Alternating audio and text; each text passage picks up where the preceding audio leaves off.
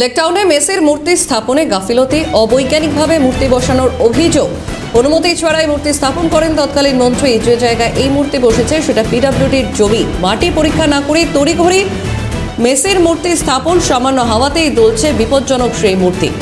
সরাসরি রয়েছেন আমাদের প্রতিনিধি মফিজুল ইসলাম। মফিজুল, মেসির এই স্ট্যাচু যা গতকালই দেখা গিয়েছে হাওয়াতে রীতিমতো বিপজ্জনকভাবে দুলছে এবং সেই ছবি মুহূর্তে ভাইরাল হয়, এবং তারপরে যা জানা যাচ্ছে যে এটি পিডব্লিউডির জমি এবং বেআইনিভাবে হিসেব মতো বসানো হয়েছে এই মূর্তি।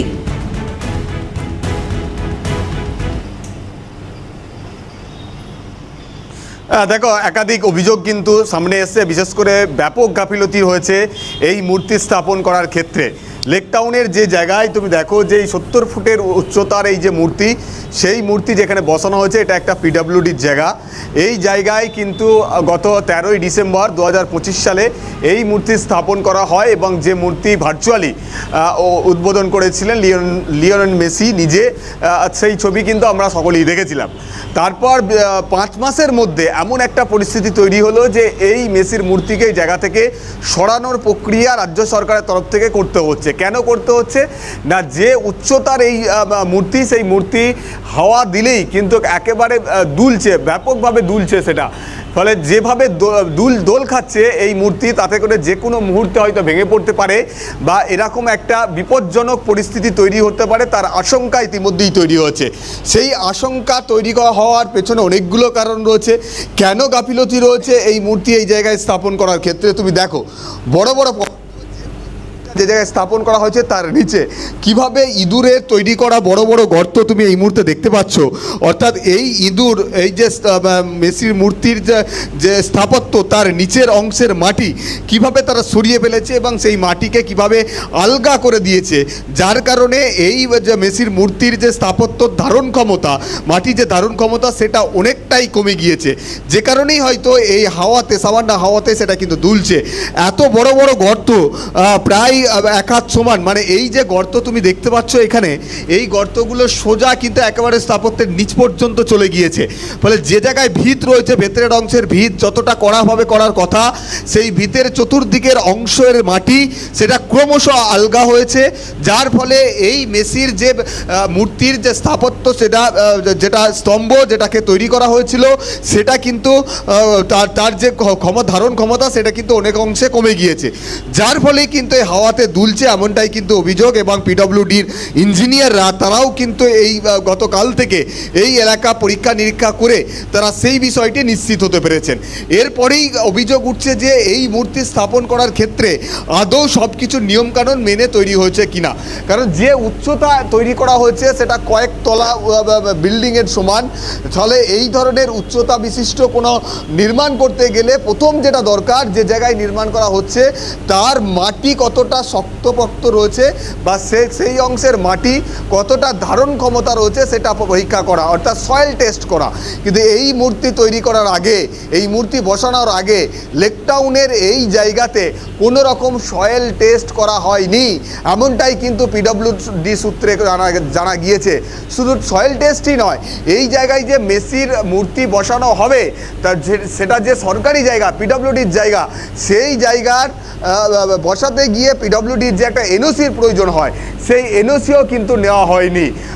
একেবারে গায়ের জোরে ক্ষমতার বলে এই জায়গায় নিজের ইচ্ছায় প্রাক্তন মন্ত্রী সুজিত বসু তিনি কিন্তু এই মূর্তিটা স্থাপন করেছিলেন। ফলে পিডব্লিউডিকে সম্পূর্ণরূপে অন্ধকারে রেখে কোনো রকম বৈজ্ঞানিক পদ্ধতি না মেনে এই মূর্তি স্থাপন করা হয়েছে, যার ফলে 5 মাসের মধ্যেই সেটা ভেঙে পড়ার একটা আশঙ্কা তৈরি হয়েছে।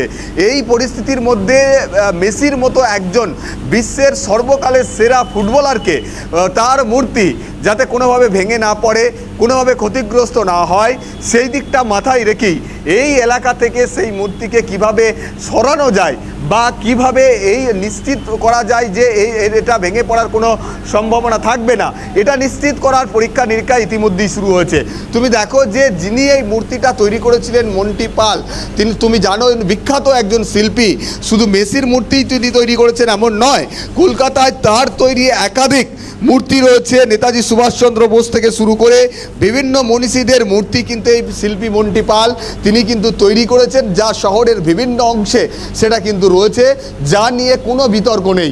কিন্তু এখানে বিতর্ক তৈরি করার পেছনে কয়েকটা কারণ তোমাকে বলি। প্রথমত হচ্ছে উচ্চতার নিরিখে, যে উচ্চতা তৈরি করা হচ্ছে, যে উচ্চতাতে এই মূর্তি বসানো হয়েছে তার জন্য যে পর্যাপ্ত পদক্ষেপ ব্যবস্থাপনা নেওয়া দরকার, বৈজ্ঞানিক পদ্ধতি মেনে চলা দরকার, সেটা মানা হয়নি।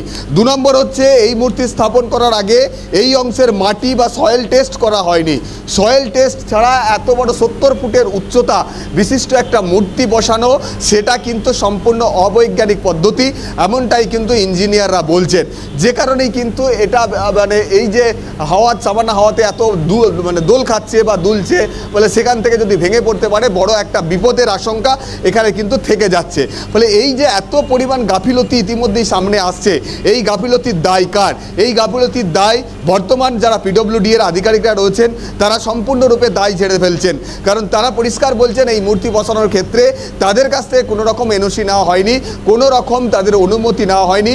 অনুমতি ছাড়াই মন্ত্রিত্বের ক্ষমতা বলে, শ্রীভূমি স্পোর্টিং ক্লাবের কার্যকর্তার ক্ষমতার বলে প্রাক্তন মন্ত্রী সুজিত বসু তিনি কিন্তু এটা স্থাপন করে দিয়েছিলেন। ফলে যার কারণে আজকে বিপদের আশঙ্কা তৈরি হয়েছে। এই পরিস্থিতির মধ্যে পিডব্লিউডি কী পদক্ষেপ নিয়েছে সেই ছবি তোমাকে দেখায়। দেখো, মেসিকে দড়ি দিয়ে বাঁধা রাখা হয়েছে, মেসির মূর্তিকে, যাতে কোনো রকমভাবে এই হাওয়ায় দোল খেলে সেটা ভেঙে না পড়ে। তার জন্য চতুর্দিক থেকে একটা টান দিয়ে রশির সাহায্যে, দড়ির সাহায্যে পুরো মূর্তিটাকে এখানে কিন্তু বেঁধে রাখা হয়েছে। চতুর্দিক থেকে কিন্তু এই বাঁধা হয়েছে।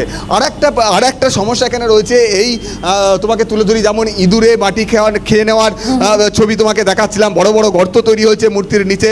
তার পাশাপাশি এই অংশের নিচে কিন্তু সাবয়ে রয়েছে। তুমি দেখো, সাবয়ে যখন রয়েছে তার মানে এই অংশের মাটি অটোমেটিক্যালি এই অংশের মাটির ধারণ ক্ষমতা অনেকটা কম, কারণ নিচের অংশ ফাঁপা এই সাবয়ে থাকার কারণে। তাহলে ফাঁপা থাকা অংশের মধ্যে বা তার আশপাশের মধ্যে কিভাবে এরকম একটা উচ্চতা বিশিষ্ট একটা মূর্তি স্থাপন করা হলো বা এর ছাড়পত্র কে দিল? যেহেতু পিডব্লিউডি দেয়নি, ফলে আদৌ কোনো রকম অনুমতি নেওয়া হয়েছিল কিনা অন্যান্য ক্ষেত্রে, সেটা নিয়েও কিন্তু সার্বিকভাবে প্রশ্নের মুখে পড়ে যাচ্ছেন এই সুজিত বসুর ভূমিকা। যার কারণে তুমি বেশ, মফিজুল ধন্যবাদ। আমাদের সঙ্গে সরাসরি ছিলেন প্রতিনিধি মফিজুল ইসলাম। মফিজুল, আবার পরবর্তীতে আসবো তোমার কাছে, আপাতত ধন্যবাদ। অবৈজ্ঞানিকভাবে মূর্তি বসানোর অভিযোগ, বেসিকে নিয়ে এসে মূর্তি তৈরি হলো, সেখানেও কাটমানি খাওয়া হয়েছে। 1 বছর টিকবে না এই একটি মূর্তি। কি ধরনের চুরি হয়েছে, তৃণমূল বাঙালির নাক কান কেটে দিয়েছে প্রতিক্রিয়া মন্ত্রী দিলীপ ঘোষের। নিয়ে এসে অপমান করা হলো, তার মূর্তি তৈরি হয়েছে, সেখানেও কাটমানি খাওয়া হয়েছে। 1 বছর টিকবে না একটা মূর্তি? কী ধরনের চুরি হয়েছে, কী ধরনের অসম্মান? বিশ্ববিখ্যাত একটি ব্যক্তির মূর্তি আমরা বসালাম, সেটা ভেঙে পড়ছে, আর এটা খবর হচ্ছে। খুব লজ্জার জন্য টিএমসি বাঙালির নাক কান সব কেটে দিয়েছে। এই বিজেপি বিধায়ক তাপস রায় কি বলছেন শুনবো। সবই তুলছে, এখন দেখতে হবে কি হয়। পোস্টগুলো, হাইমাস্টগুলো, ব্রিজগুলো, এই ধরনের মূর্তি, এবং সেটাও শুনলাম পিডব্লিউডি স্যাংশন নয়, করে দিয়েছে গায়ের জোরে, ক্ষমতার জোরে। তো সুতরাং এরকম কত দোলাদুলি রয়েছে, সেইগুলো অনতিবিলম্বে পিডব্লিউডি ইঞ্জিনিয়ারদের দেখা উচিত এবং যা যা ব্যবস্থা নেওয়া অনতিবিলম্বে নেওয়া উচিত।